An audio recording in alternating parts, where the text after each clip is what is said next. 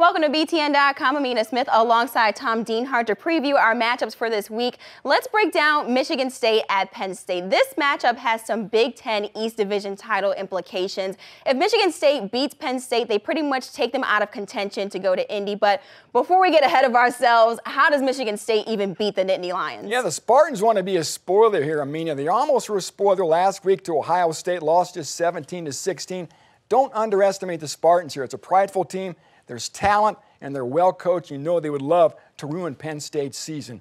But to do that, the quarterback play has to improve. Last week, Tyler O'Connor, Damian Terry, neither guy looked that good. Hit less than half their passes. They need to get that ball downfield so L.J. Scott, the running back, has room to operate. Because, last week, he was dynamite. 160 yards rushing, had a run for over 60 yards, had a reception for over 60 yards. They got to get Scott involved and keep him hot.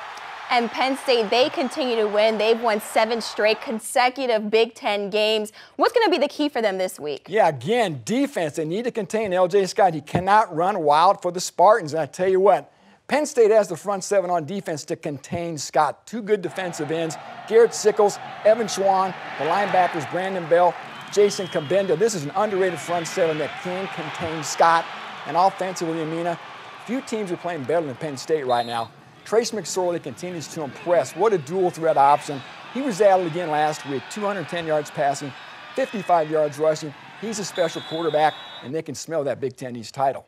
Well, if you guys want to see more Michigan State interviews, highlights, analysis, and more, head to btn.com/Spartans. And for more on Penn State, head to btn.com/Nittany Lions.